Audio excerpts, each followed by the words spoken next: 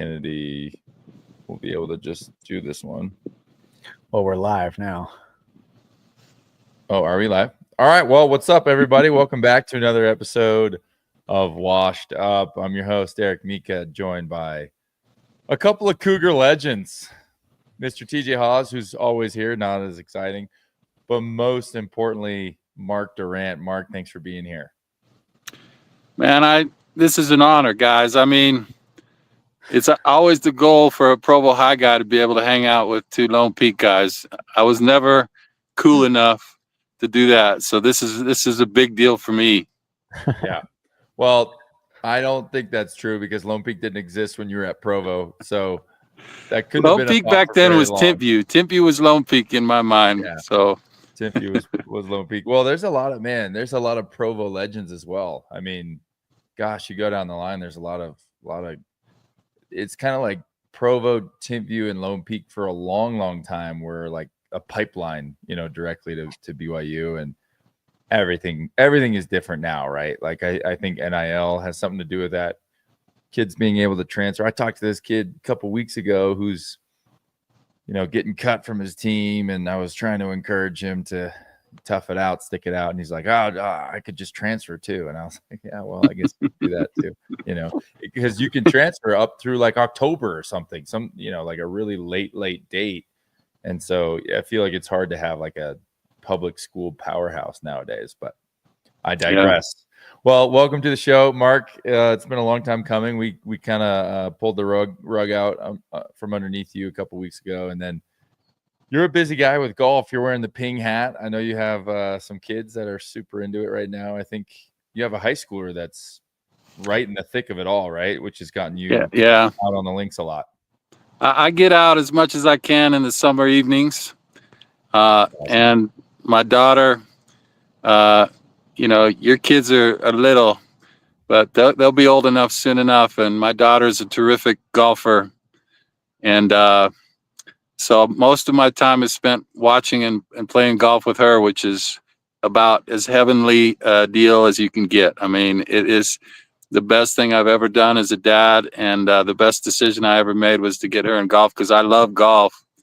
And now she's quite good. And I don't know if either one of you play. I can't remember. I know Nick played quite a bit, but it's the best. I mean, I love being out on the course with my wife and daughter.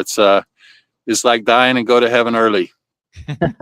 We need you to convince Eric to get out there a little bit more. He's like, he's been up and down, and lately it's really down, and he just doesn't ever want to go. So. And by up and down, he doesn't mean like golfing ability, just my relationship with golf. I've made it official. I've made it public that I will not get into golfing, and TJ is he's trying his hardest, but I think he needs some backup. It's sad. Mark's saying it's heaven on earth. It's heavenly.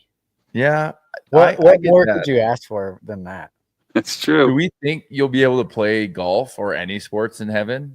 Basketball is the heavenly sport, right? We have basketball courts in all of our churches. Like what are your thoughts there? I feel like you'll have a very educated opinion. I do have opinions, Eric, and the scriptures do say that God's course is one eternal round. And so that tells me directly that there's a lot of celestial golf, and I just can't wait to play golf when I'm in my glorified resurrected body and can drive at 400 yards every time. It's going to be beautiful. Hole-in-ones every time, right? That's God's plan. Although I don't know if I want to hit a hole-in-one. I mean, part of the joy is being kind of crappy sometimes and trying to get better. So I don't know how to work. Perfect body, but not a perfect swing. I don't think that's in the doctrine. You'll have to figure that out. We're totally going down a rabbit hole, but I feel like you'll have a great answer for this as well. Who's your, like, dead or alive, anyone who's ever lived in existence, your greatest foursome that you'd love to add three people to the mix? Who are those three? Foursome for golf all time? Yeah. Well, obviously Tiger Woods. I mean, and then it's hard to know. Do I go golfers or do I go famous people? I mean, Michael Jordan probably be pretty fun. Yeah. And then maybe historical. Like, I kind of feel like Abe Lincoln would be a good golfer. You know, he's got the rail splitter swing. He could hit it a ton. and he's kind of my hero. I don't want to play with Jesus because I might let some curse words fly, and I don't want that kind of pressure. But maybe one of you guys, I'll let you come along. If we can get Eric playing, I'll let Eric come as the fourth. Let me caddy. I'll just caddy for that. I'll just be there for the vibes. That's a great group right there. Tiger, Michael, arguably two of the greatest athletes ever. And then, Abraham Lincoln is, arguably the greatest president. I feel like no matter the scenario, when you get asked or when people ask that question, right? Like really randomly, again, a tangent, when I was doing the NBA pre-draft stuff, you'd be in a boardroom with some of these front offices and they'd ask you questions like this, which was kind of funny. It's probably why they didn't draft me. I probably gave some horrible answer, but I feel like Abraham Lincoln comes up in hypotheticals like that all the time. Like everyone just wants to know what it's like being around Honest Abe, So that's a good foursome. Very solid. I've always it's kind of a conventional answer, but Abe Lincoln, he was just, I've read so many books on him. I'm an attorney. He was an attorney. He's just a fascinating guy. And he's so brilliant. You read some of his speeches. I think there's just been a handful of really great orators over the years. And Lincoln, I think MLK is certainly one of those guys. John F. Kennedy, I think, was a guy that could really move people with their speeches. And it's a unique skill nowadays. I mean, it's all just sound bites and quick hits nowadays. But to be able to give a talk and move people and change minds is a really fascinating thing. Again, you go down a rabbit hole, but I just love Abraham Lincoln, and so I don't care if that's the kind of a conventional answer. He's my guy.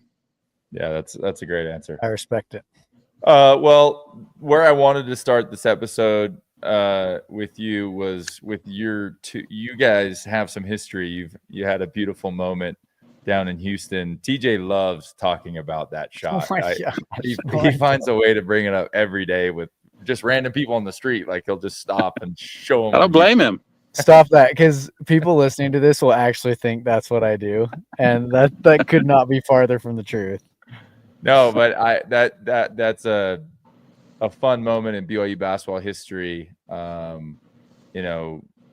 Walk us through that one, and walk us through just I'd love to hear like your favorite moment as a player and then as a commentator. Well, TJ and I do have a shared history down in Houston, and I don't think any announcer should ever have this type of memory, but I'm glad I have it because, Houston was terrific and we had a good team, but going down there, it's like going down there now. It's just not almost unrealistic to expect a victory, but BYU played great that game. Yeah. We're up, then kind of slipped away. But then, of course, BYU had the ball and TJ had a chance to win it at the end. And so our broadcast situation was weird. I was at the end of the floor, almost near the baseline, which is a little bit unusual. And then there was a broadcast table and then a space and then chairs. And usually I don't even have access to the floor, but there was this space right to the left of me. And because everybody was standing up and cheering, for me to get my best angle, I kind of came around the desk. So I was in that space right on the court side. And TJ comes right in front of me and hits the most amazing shot, almost probably in BYU history. Kevin Nixon might have one better, but TJ goes and it hits the rim and goes high and drops in. And as he shoots it, he kind of falls and he's right there in front of me. It goes in, he stands up and turns to the crowd. And I just happened to be like 5 feet away from him with my hands up in the air. And he saw a friendly face and we just embraced. And then seconds later, the entire team had come across the floor and just mobbed us. And my headset's getting ripped off and everything. But it was one of the great moments of my life. So thank you, TJ, for that, for including me in that. And that's my Twitter handle picture is of that moment. And it's always a pretty great moment that not a lot of broadcasters get. But that was probably the greatest broadcasting moment. Come on, let's go. As a player, I guess it would go. We went up to Utah. Utah was a great team at the time, and we beat them. Robbie Reed hit a big long 3-pointer, and to beat them at the Huntsman Center on a last second type shot from deep from Robbie Reed. That was about as sweet as memory as I can think of as a player. That's awesome. Yeah, those are great memories. Do they have that on film? I'd love to see those highlights. I've never seen that one. The Robbie Reed one. Yeah, I'm sure it's out there somewhere. Those you got to really look for, you know. Yeah, it's crazy now. TJ, as you know, they've got like 2 photographers constantly filming the guys, and they have the cut and they have all these highlights. It's like you'd think we played in the Middle Ages with the quality of the video. It's like blurry. I mean, it's only 30 years ago, and you think it's like, wow. I mean, these are the archived footages from blurry, like the JFK Zapruder film. I mean, it's a whole different world, and so I'm envious of those guys that will have all these great highlights and memories at the touch of their fingers. Totally. I know it's way different. I have a Synergy account, and so Eric and I have, anytime we're like talking about anything basketball related, it's like one of us will say like, oh yeah, I remember like this game and this happened, and we're always like, all right, let's make sure it's accurate. Let's bring it up. Like let's see if it was exactly what you said, because Eric's is always like, yeah, I like put the good thing is, TJ, though, I don't have it's just in my mind. So every year my highlights get better because no one can check. That's right. And I have the luxury, like you, of having a great brother that was really good. And so they, a lot of people mix me up with Devin. And so they think I was better than I was. And so it's probably best for me that people that can't look at my old game film. That's great. No, that's good stuff. Well, I'm curious a little bit, you and Greg have been doing this a long time together. Fill us in a little bit on what that's like working with Greg, game day experience with him. I'm curious to hear a little bit on that side. Yeah, so I think it's 28 or 29 years this upcoming season if they want me back. I never take that for granted. But Greg is my dearest friend, one of my dearest friends in the world, and we're like an old married couple, and we just kind of know each other. We know what each other does and what they contribute, and when to talk and when not to talk, and who's going to say what. And you can only get that being together for so long. And so I hope people like the dynamic we have. We're very different. He's super excitable, as you know, and intense, and a lot of facts and figures. And I'm kind of more stoic and laid back, and I still get excited, obviously, but I think we have a nice balance. But Greg, I've done a couple of play-by-plays when Greg has had football conflicts, and it's so much more difficult. The preparation that has to go in that, the memorization of names and things. My job's pretty easy. I mean, you guys could step in and do my job without any second thought. I mean, you just bring your experience and you talk about maybe what's motivates certain plays, or maybe behind the scenes, what's really motivating this, and why did this play work? And so it's just more of your experience and the player experience.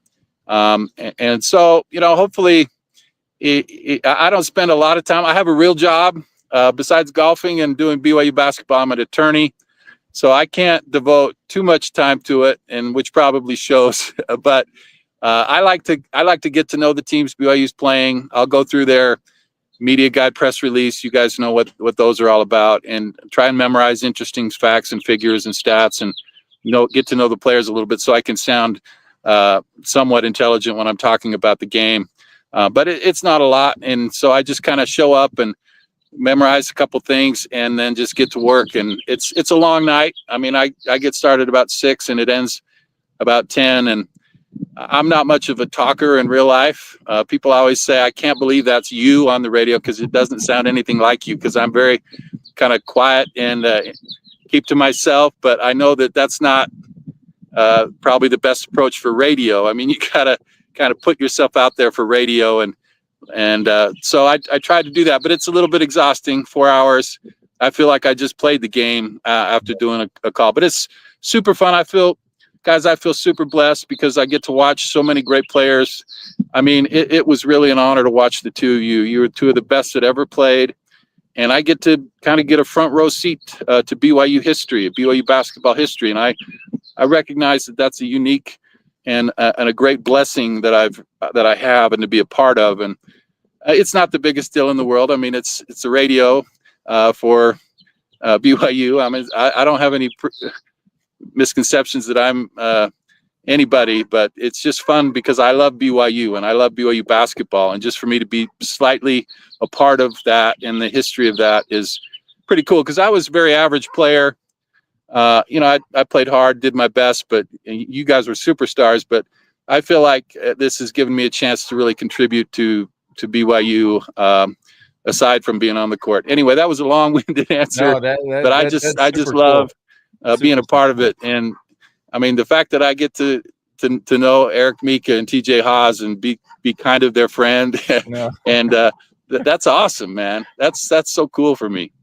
Maybe TJ is a superstar here. I'm just middle of the pack, but that's super cool. And BYU's lucky to have had you as a player. And I mean, going on 29 years is crazy. Like you're doing something more than just right if you're around for that long. So I think it's super cool. And I'm kind of glad you said, like, I did when I was hurt my last year playing. I guess I was hurt, so I wasn't playing, but I did a couple ESPN games with this guy, John Schriffen, who's fantastic. And he does college games. He does MLB, and he's like Greg, he's a facts and numbers guy. And I was I got the easy job, like you said, but it's not easy. Like those 2 games, I came home, crashed on the couch, and my wife is like, "What is wrong with you? You just called the game. Like you didn't play in the game. Your teammates played in the game." And she has given me so much crap, like ever since that, like, "Oh, you're such a baby." But I'm like, it's exhausting because you got to be on the whole time. It's not this that we're doing for 25 minutes. It's not the pregame, postgame that,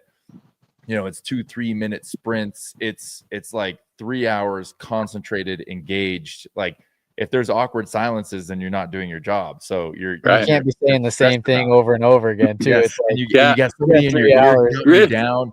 The goal is to talk for 4 hours and not get me out. And I was like, oh my gosh, I can't get out that quick. I'm like a long form talk guy. Like I can't wrap it up. It's hard with Greg. I mean, people, when they're listening, they don't want you talking over the action, especially on radio, because Greg's got to describe the action. It's so bang, bang, and so you need to know when to talk and you need to say it quickly. Yep. But it is hard. My goal, and I fail at this often, is after every 4 hour stint is to not say something really stupid, because you're just gonna say stupid, obvious stuff.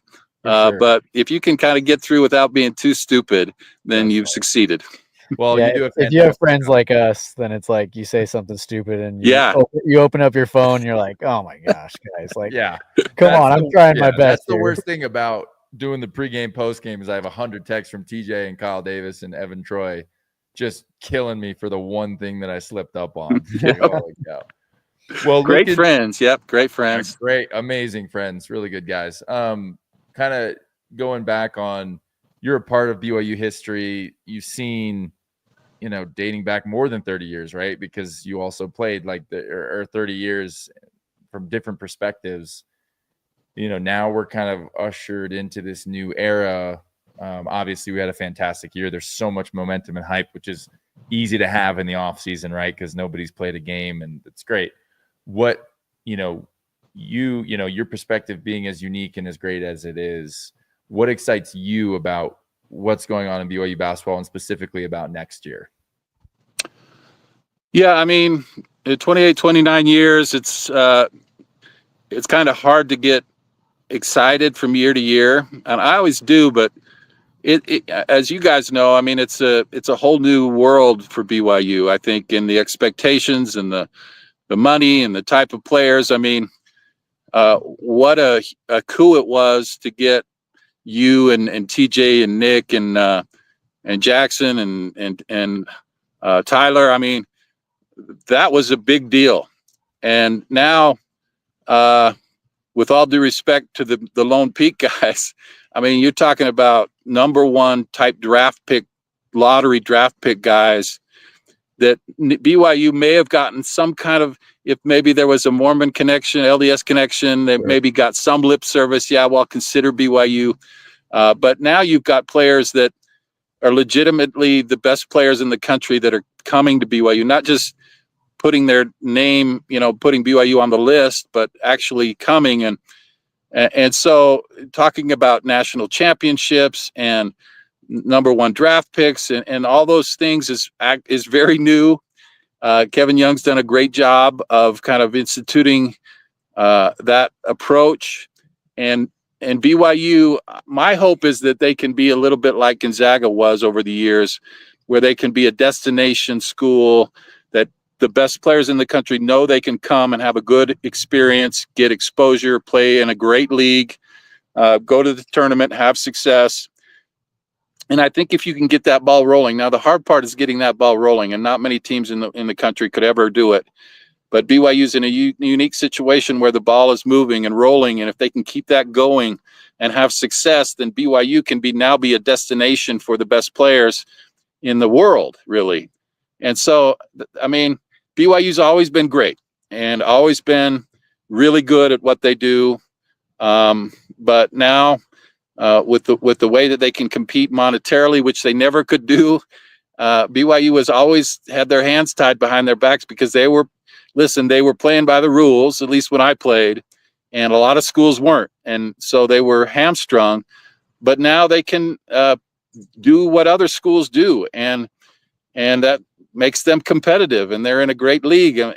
But part of it is guys like me, and even going back to Danny Ainge and Crescent Machosic, and then you guys over the years really set the table for what is happening now. This doesn't happen unless you have a history of really good basketball. And now BYU can build on that with the resources and the exposure they're getting now, and maybe take that next step. That's always been the thing that's been missing, is just that next step to be a real national title contender. We'll see how it goes.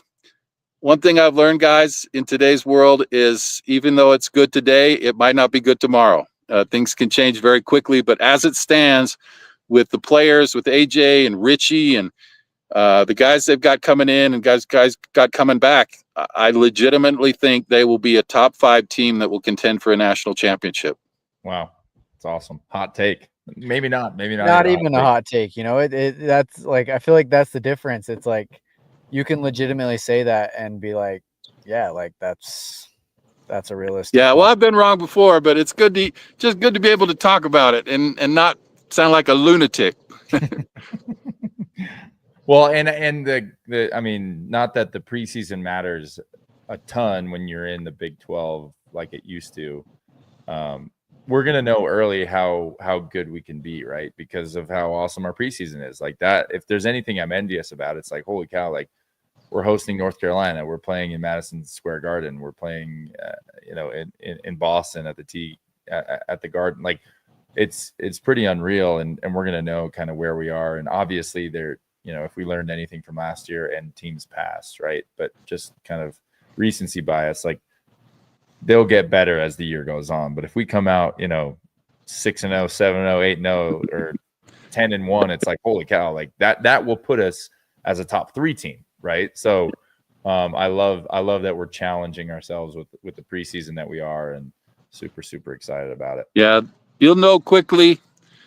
I think this past year we didn't know until the end that they were really good, really. Yeah. But the great thing is you've got AJ. Obviously, there's going to be a lot of attention on him, and part of the reason we have all these games is because of him, and that's as it should be for a player of that caliber. But the great thing for him is he's got Richie with him, and the great thing for Richie is he's got AJ. So that's going to take pressure off both of them, and it's hard for any team to handle 2 of those kind of guys. I mean, it's like trying to stop TJ and Eric Mika. You got to kind of pick your poison. Maybe you could stop Eric, probably not. But if it was just Eric, you could probably try and do something.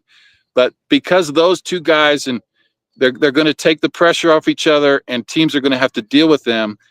And then, man, what a supporting cast you got with Kaba and Wright and everybody coming in. I mean, why not? Why wouldn't BYU be talked about as a national title contender? But you're right. those first few games against that level of competition will tell us a lot.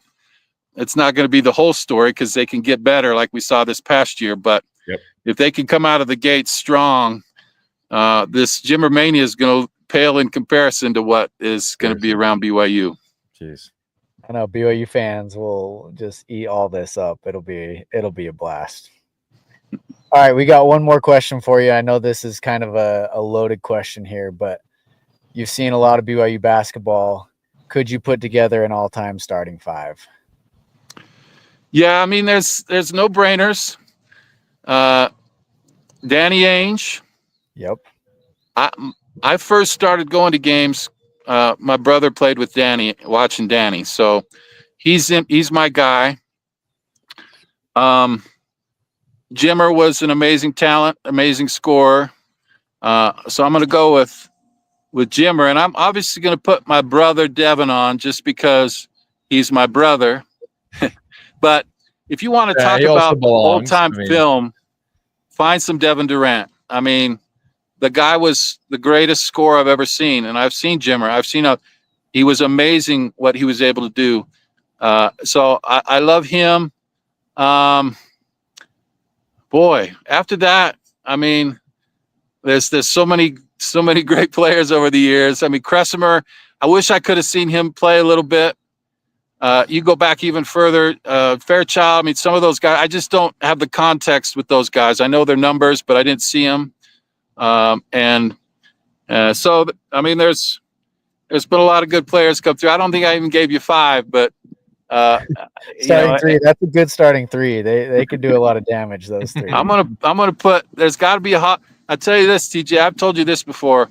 The best player I ever played with was Marty Haws, and he had such amazing skills. So quick, so good.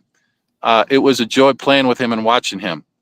And the fact that you and Tyler have done what you've done, I don't know that any father and son's trio has ever matched it. I mean, I don't know what Del Curry and Steph Curry.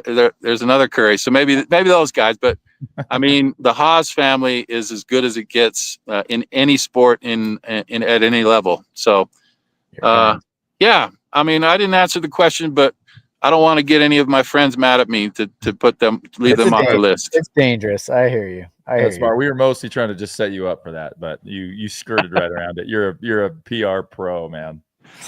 I've learned over the years not to antagonize people, Eric. I haven't learned it well, but I've tried to learn it. I need to learn that. That's probably lesson number one that I need to take from you. Well, Mark, thank you for being here. We appreciate it. We went a little bit over, but it's just so fun to talk with you. We love seeing you around. BYU, like I said earlier, is lucky to have you. So thanks for doing this. We're gonna track you down again once the season starts, and hopefully we can make this a little bit of a somewhat regular thing. Yeah, anytime. I mean, I would do anything for you guys. I love you guys, and I honestly, this isn't to be nice. You're two of the greatest to ever play and put on a BYU uniform, and it was an honor to call your games. And so I would do anything for you. So you just tell me where and when, I'll show up. You're the man. Hey, well, you keep. It was fun hanging out of all time. You're welcome back whenever you want on the show. It was fun hanging out with you two on the cruise, man. That was. Eric was legendary, especially in the Celebrity Feud, man. That was super fun, man. That I hope they recorded that and the rest of the world can see it, because those fans. I think that was the highlight of a lot of fans' experience on that cruise. It was legitimately. That was funny. It was so funny. Everybody up there did great. So, all right. Well, thanks again, Mark. You're the man. We'll talk to you soon. All right. Love you guys. Take it easy. All right. Thanks, Mark. Yeah. What a guy. What a guy. Mark's the best. Seriously. He really is. He's like, I love being around. Like he's just, we had him on our show, and like the whole time he just finds ways to like just throw it on us. Like he's just, you guys are the best. You guys are the best. And like it's the characteristics of a great man. Like he just is, he's always complimenting others. And I just love that he's like a true BYU guy. Yeah. Like you can just feel that he just like loves BYU to his core, and you can get behind that. Yeah, that's dope. Yeah, Mark's the man. I mean, we went a little bit long. My only question to you is, who is your golf foursome? You and 3 others. Of all, like, of anything ever? Anyone ever. Oh my gosh. I think I'm going all comedians. You just want a good time. I just want a great time. So I'd probably throw like Will Ferrell. Will Ferrell? Yeah, Will Ferrell's one of the GOATs. Who's in your cart with you? Probably Will Ferrell. You're just like, hey, just tell me some joke the whole time. Hey, say something funny. Honestly, Will Ferrell, I think Caleb Presley would be hilarious. Sheesh. From like, what do you say to people who say that your golf swing is the worst thing on earth? I'd say, yeah, you're right. And oh man, I don't know. Like, because Caleb's there, I'd love like Theo Vaughn there. Yeah. And which means Will Ferrell might be a little bit out of place. Like now, like today's comedians, I'd go like Shane Gillis, Caleb Presley, and Theo Vaughn. I think they're all super funny, and I feel like I have a similar sense of humor, which this probably reflects poorly on me. But in like yesterday's comedians, it'd be Will Ferrell. Adam Sandler would be so fun. He just seems like the coolest guy. The baggiest golf pants you've ever seen. Yeah, the baggiest golf pants. He'd probably just be actually making like Happy Gilmore hits. I'd go those 2, and then, man, who's another one that I love? I'll have to think about it. Have you thought of 4 yet? Well, yeah, I mean that question, if it's like, I mean, there's like a vibes component too.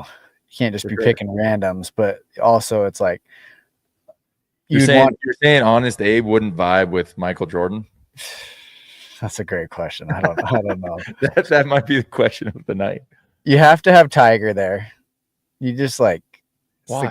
It's the greatest golfer of all time. Like, that would be so sick. Like, you've golfed with Tiger. That would kill the vibe. But you don't know that. You don't know that. Yeah, I would. That's like you playing basketball with a kindergartner and trying to have fun. No, because golf. Yes, that's not true. That's not true. You at basketball is Tiger Woods. You at basketball to a kindergartner is like Tiger Woods at golf to you.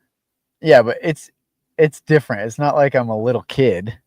Well, and you're stupid. So yeah, I'm a grown man.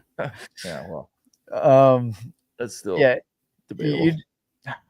Like, see, I'm just thinking of like my childhood heroes. Like, I'd want Michael Jordan in there, and I'd want Steph Curry in there. Yeah, those are all just basketball players. I'm also thinking like it'd be cool to have like a